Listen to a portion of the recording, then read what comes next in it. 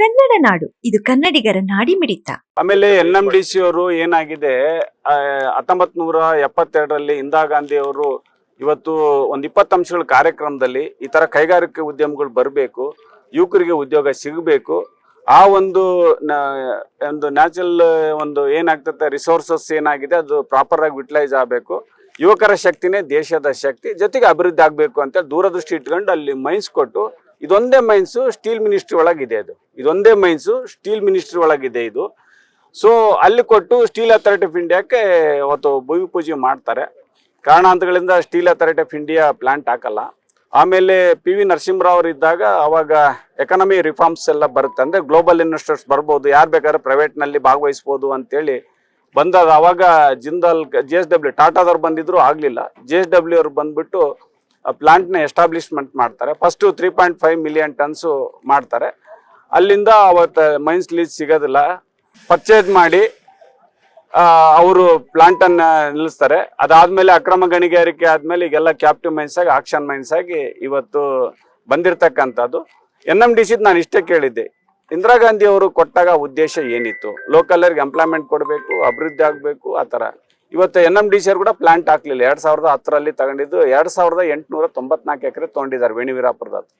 ಅದನ್ನೂ ಹಾಕ್ಲಿಲ್ಲ. ಇವತ್ತಿನವರೆಗೂ ಮಾಡಬೇಕು ಅಂತೇಳಿ ನಾನು ಕೇಳ್ಕೊಂಡಿದ್ದೀನಿ. ಆಮೇಲೆ ಏನು ಮಾಡ್ತಾ ಇದ್ದಾರೆ, ಸ್ವಲ್ಪ ಗೈಡ್ಲೈನ್ಸ್ ಎಲ್ಲ ವೈಲೇಷನ್ ಮಾಡಿ ಸರೋಜಿನಿ ಮಹಿಷಿ ವರದಿ ಕೂಡ ಇವತ್ತಿನ ದಿನ ಇಂಪ್ಲಿಮೆಂಟ್ ಮಾಡ್ತಾ ಇಲ್ಲ. ಅದು 2014 ಮಠ, 2014 ಮಠ ಇಲ್ಲೇ ನಡೀತೈತೆ ರಿಕ್ರೂಟ್ಮೆಂಟ್ ಎಲ್ಲ ಲೋಕಲರಿಗೆ ಕೊಡಬೇಕು ಅಂತ. ಅದಾದ್ಮೇಲೆ ಹೈದರಾಬಾದಿಗೆ ಶಿಫ್ಟ್ ಮಾಡ್ತಾರವರೆಲ್ಲ. ನಾನು ಅನ್ಸೈಂಟಿಫಿಕ್ ಮೈನಿಂಗ್ ಕೂಡ ಇದೆ ಅವ್ರದ್ದೆಲ್ಲ ಕಂಪ್ಲೀಟ್ ಆಗಿ. ಫಾರೆಸ್ಟ್ನ ಹೆಂಗ್ ಬೇಕಂಗೆ ಸ್ಪಾಯಿಲ್ ಮಾಡಿದಾರೆಲ್ಲ. ಬೇಕಾದಷ್ಟು ಔಷಧೀಯ ಸಸ್ಯ ಗಿಡಗಳಿದಾವೆ, ಮಾಡಬೇಕು. ದೇಶಕ್ಕೆ ಎಷ್ಟು ಬೇಕೋ ಅಷ್ಟು ತೆಗಿಬೇಕು. ಖನಿಜ ತೆಗೆದು ಅದು ಅಭಿವೃದ್ಧಿಗೆ ಎಷ್ಟು ಬೇಕೋ ತೆಗಿಬೇಕು. ಒಂದು ಗೌರ್ಮೆಂಟ್ ಕಂಪ್ನಿನೇ ಅನ್ಸೈಂಟಿಫಿಕ್ ಆಗಿ ಅವರು ಮರಗಳನ್ನೆಲ್ಲ ಕಡಿದು ಎನ್ವಿರಾನ್ಮೆಂಟ್ ಎಲ್ಲ ಸ್ಪಾಯಿಲ್ ಮಾಡಿದ್ದಾರೆ. ಅದೆಲ್ಲ ಪತ್ರ ಬರೆದಿದ್ದೀನಿ ನಾನು, ಮುಂದಿನ ದಿನದಲ್ಲೆಲ್ಲ ನಾನು ಕೊಡ್ತೇನೆ. ಇವತ್ತು ಏನು ಮಾಡ್ತಾ ಇದ್ದಾರೆ, ಎಲ್ಲದನ್ನ ಅದನ್ನ ಟೆಂಡರ್ ಕರೆದು ಬಾಡಿಗೆ ಕೊಡ್ತಾ ಇದ್ದಾರೆ.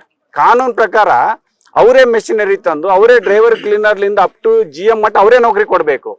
ಆದರೆ ಅವರು ಕಂಪ್ಲೀಟ್ ಆಗಿ ಎಲ್ಲರೂ ಎಕ್ಸ್ಟ್ರಾಕ್ಷನು ಟೆಂಡರೇ, ಕ್ರಷಿಂಗ್ ಕ್ಲೀನಿಂಗು ಪ್ಲಾಂಟ್ ಎಲ್ಲ ಟೆಂಡರೇ, ಜೊತೆಗೆ ಆ ಪೆಲೆಟ್ ಪ್ಲಾಂಟ್ ಮಾಡಿದ್ದಾರೆ.